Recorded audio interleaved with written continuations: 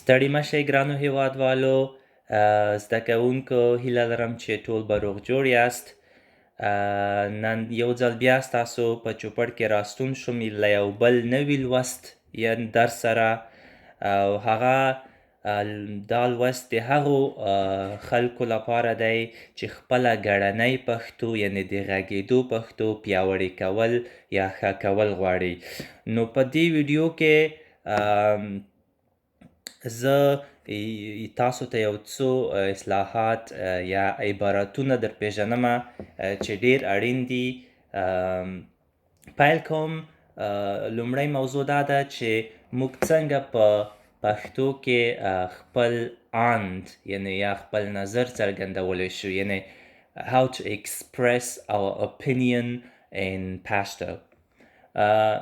نو لومړی تر ټولو ډیر کارېدونکی عبارت چې دی زما په اند. زما په اند. اند دلته د opinion یا نظر معنا ورکوي. لکه زما په اند باید په پوهنتونونو کې دریشۍ اغوستل فرض ونه ګرځي. دا یوه بېلګه وه. یا همدا جمله په دې بڼه هم ویلی شو، یعنې زه په دې اند یم. زه په دې اند یم یعنی to my mind.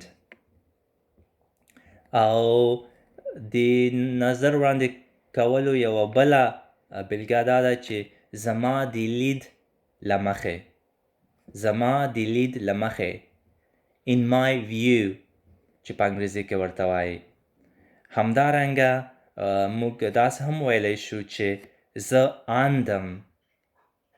اندم یعنی زه فکر کوم، یعنی I think. دا اندم چې دی دا د اندلو اخیستل شوی، ځکه چې اندل چې دی فکر کول ته وایي، یعنی to think. همدارنګه موږ داسې هم ویلی شو چې زما په نیز. نیز چې دی دا د اند لپاره یو هممنیزی دی. هممنیزی یعنې synonym. زما په نیز او زما په اند دوه هممنیزونه دي چې دواړه د in my opinion معنا ورکوي، یعنې زما په نظر. همداراز داسې هم ویلی شو چې زما په لید. لید دلته د نظر معنا ورکوي، یعنې په لنډه وینا یعنې اند، لید او نیز دا درې واړه یوه معنا لري، یو د نظر معنا ورکوي. د دې ترڅنګ موږ چې کله خپل اند یا نیز څرګندول غواړو داسې هم ویلی شي چې زه انګیرم.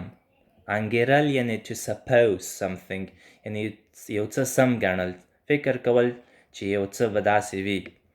لکه زه انګیرمه چې له دې غله سره به کوم بل چا هم مرسته کړې وي چې په خپله غلا کې بریالی شوی دی. یعنې زه انګیرم I suppose.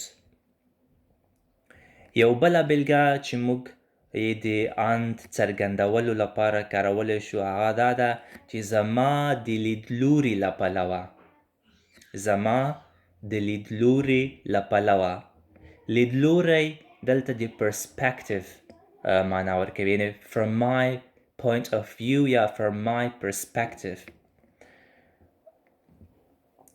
او کله چې تاسو د یوې موضوع په اړه معلومات لرئ یا څېړنې مو کړې وي، نو تاسو داسې هم خپل اند څرګندولی شئ چې زما د څېړنو معلوماتو له مخې دا ویلی شم، یعنی according to my research and information I can say that.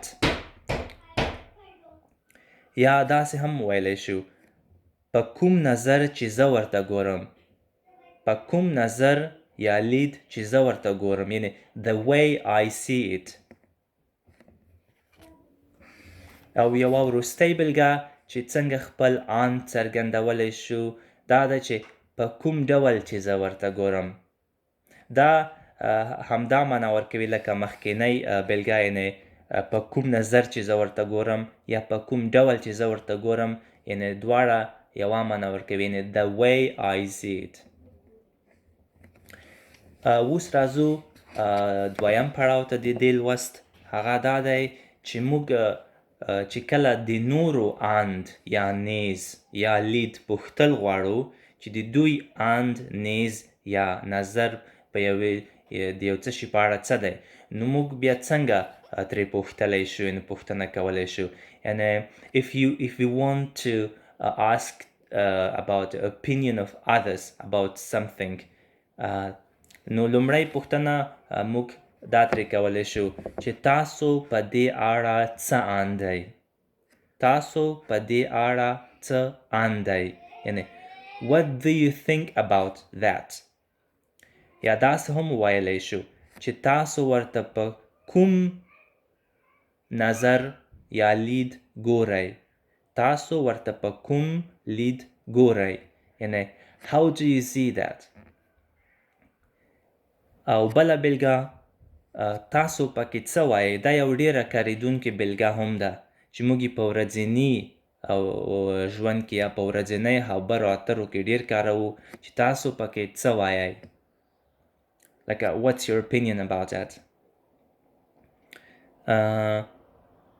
بله بېلګه چې موږ له نورو کولی شو دا ده چې ستاسو اند په دې تړاو څه دی، یا ستاسو نیز په دې تړاو څه دی، یعنی what's your opinion or your view regarding this particular topic. ستاسو اند یا نیز په دې تړاو څه دی. او یوه بله بېلګه په دې تړاو، مهرباني وکړئ خپل لیدلوری مو راسره شریک کړئ. مهرباني وکړئ خپل لیدلوری مو راسره شریک کړئ، یعنی please share your view with us. Please share your view with us. یعنی مهرباني وکړئ خپل لیدلوری مو راسره شریک کړئ. څنګه چې ما مخکې یادونه وکړه، دا لیدلوری چې دی یعنی پرسپیکټیو معنا ورکوي. زه باید زموږ د کوزې پښتونخوا ورونو لپاره انګریزي ورسره هم ووایم چې دوی په اسانه زده کړی شي. او همدارنګه داسې هم ویلی شو چې تاسو یې څنګه ارزوئ، تاسو یې څنګه ارزوئ. ارزول دلته چې evaluate یا to assess معنا ورکوي.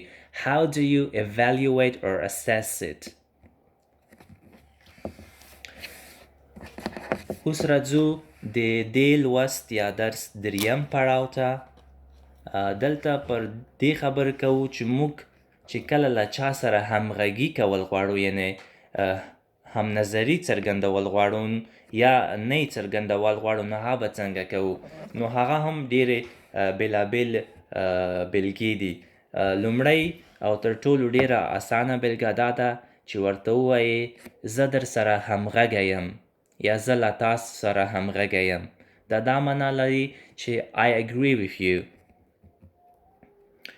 چې بیخي ورسره همغږی وي بیا داسې هم ویلی شو چې زه له تاسو سره بشپړه همغږي کوم.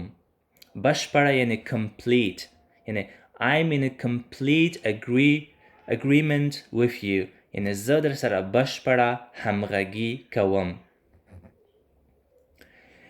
خو کله چې تاسو په بشپړه ډول یعنې completely همغږي ورسره نه لرئ له چا سره، نو بیا داسې هم ویلی شئ چې زه له تاسو سره تر یو څه حده پورې همغږي کوم، یعنې I agree with you to a certain extent or to a certain degree. بله بېلګه د همغږي کولو لپاره، د همغږي چې دا یو ځل بیا یادونه کومه دا agreement ته وایي. لکه زه در سره هم انده یم، داسې هم ویلی شو. هم انده یعنې هم نظره، همغږی، دا یوه معنا ورکوي. یا هم لیدی یا هم نیزی، یعنې دا ټول یوه معنا ورکوي. همغږی، هم لیدی، هم اندی او هم نیزی.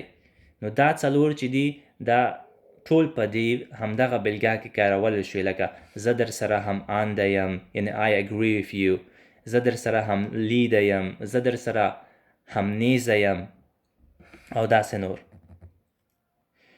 او یوه بله بلګه چې خپله همغږي پرې څرګندولی شي هغه دا ده چې زه همرنګه آند لرم، یعنی I have the same opinion، یا زه همرنګه یو رنګه نیز لرم I have the same opinion.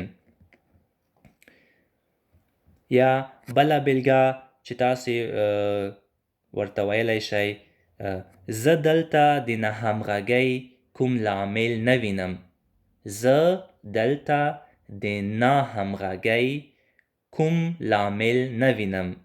ناهمغږي یعنی disagreement، لامل یعنی reason، یعنی I don't see a reason for disagreeing with you here. او که چیرې تاسو ورسره همغږي نه لرئ پر یو څه باندې نو بیا دغه بلګې ورته ویلی شئ، یعنی زه له تاسو سره همغږی نه یم، یعنی I disagree with you، یعنی زه له تاسو سره همغږی نه یم، یا زه له تاسو سره هم آندی نه یم، یعنی I disagree with you. بله بلګه په دې کې در سره همغږي نشم کولی، په دې کې در سره همغږي نشم کولی I can't agree with you in this case. یا زه در سره په یو آند نیز لید یم، یعنی I'm of the same opinion، یعنی زه در سره په یو آند یم، یا زه در سره په یو آند نه یم، یعنی I'm not of the same opinion as you. نو دا وه د آند څرګندولو او همغږي کولو لوست. هیله لرم چې ستاسو د خوښې وړ ګرځېدلی وي او څه مو ترې زده کړي وي. نو د مهربانۍ له مخې دغه ویډیو له نورو ملګرو سره شریکه کړئ چې هغوی هم ګټه ترې واخلي، او تر بل لوست پورې مو په څښتن تعالی سپارم. ښې چارې.